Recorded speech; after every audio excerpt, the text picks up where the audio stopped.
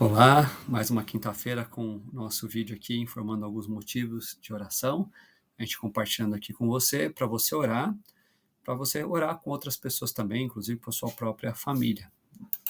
Nós temos acompanhado o breve catecismo, chegando já na pergunta de número 51, o que o segundo mandamento proíbe. Então lembra que a gente tem aquela sequência do que é o mandamento, o que ele exige, agora a gente está no que ele proíbe. O segundo mandamento proíbe adorar a Deus por meio de imagens ou de qualquer outra maneira não prescrita em sua palavra. E o texto de Romanos 1, 22 e 23, e também 2 Reis 18, 3 e 4. Então veja que aqui é a ideia de uma imagem que teria sido elaborada para adorar o próprio Deus. Ele não aceita isso.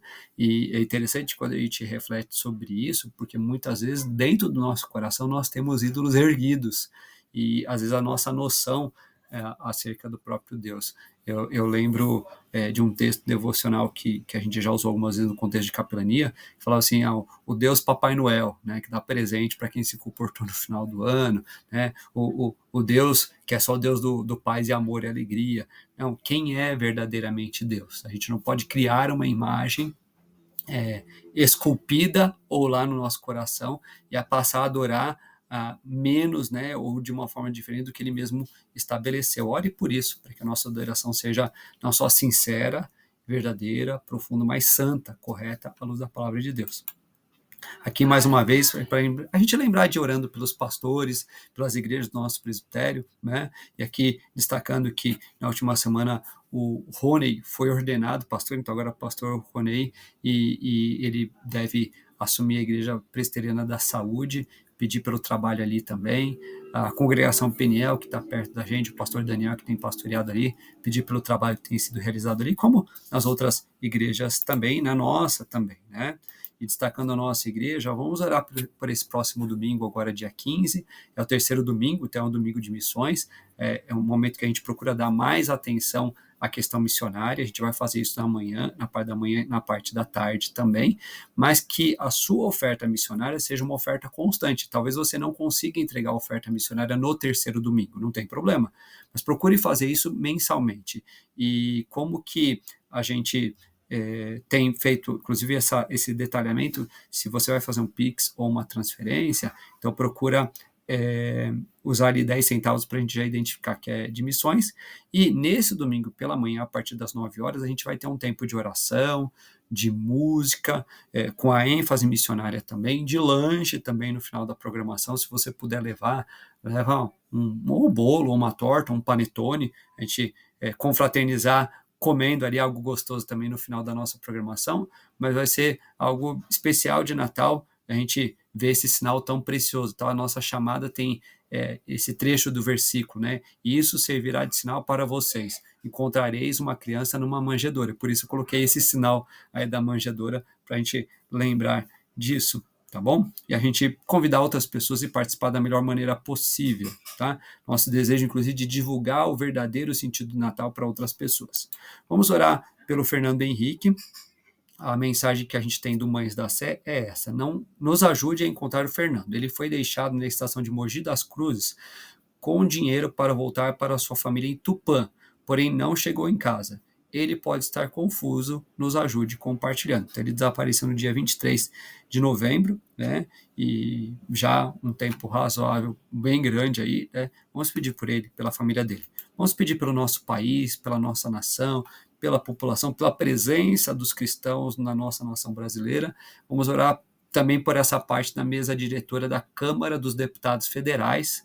A gente tem aqui os suplentes, né? Então, o Gilberto Nascimento, o Pompeu de Matos, o Beto Pereira e o André Ferreira, eles quatro, os quatro suplentes da mesa diretora. A gente já tem orado por aqueles outros que compõem também a mesa diretora da Câmara dos Deputados.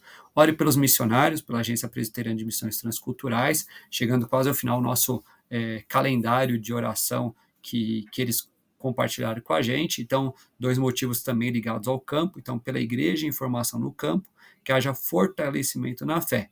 E pela liderança nacional, para que seja formada uma visão bíblica e obediência à palavra.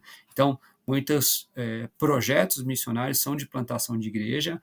ou a partir daquela atividade que está sendo desenvolvida ali, surge uma igreja, essa igreja precisa ser fortalecida, e um dos objetivos é que em algum momento as pessoas daquele próprio país ou daquela própria cultura assumam a liderança. Então, em vez de ter brasileiros dirigindo o trabalho, por exemplo, na Argentina, no Uruguai, no Chile, e ter nacionais dali mesmo, né? Então é importante que a gente ore por isso também.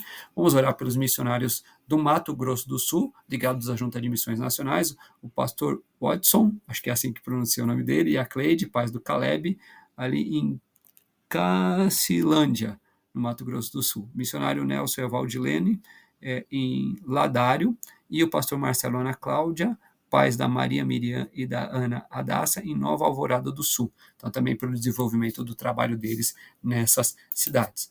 Vamos orar pela igreja perseguida, hoje a República Democrática do Congo, que é o número 41 em perseguição religiosa. Lembre que na descrição do vídeo nós temos um link para você conhecer mais da situação que os cristãos têm enfrentado nesse país. Cristãos que vivem na parte leste da República Democrática do Congo correm muitos riscos. A região é lar de mais de 100 grupos armados, sendo que alguns têm os seguidores de Jesus como alvo específico. Isso deixa cristãos e igrejas nessa parte do país vulneráveis a ataques, incluindo mortes, sequestros e violência sexual.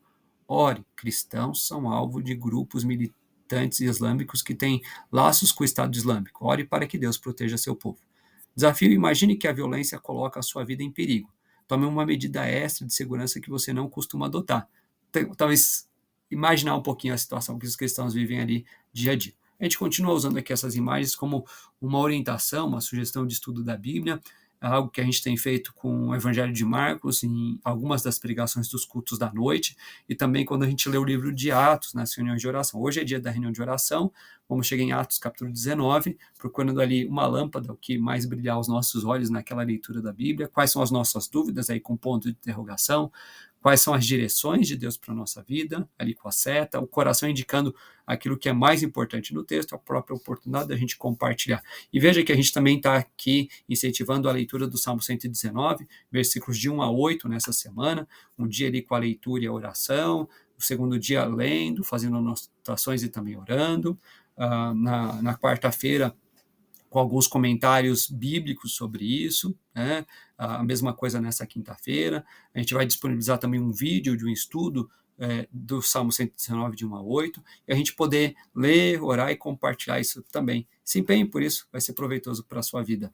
E vai ser proveitoso para a sua vida junto com o compromisso de oração. Então, ore por esses motivos agora mesmo. Deus assim te abençoe.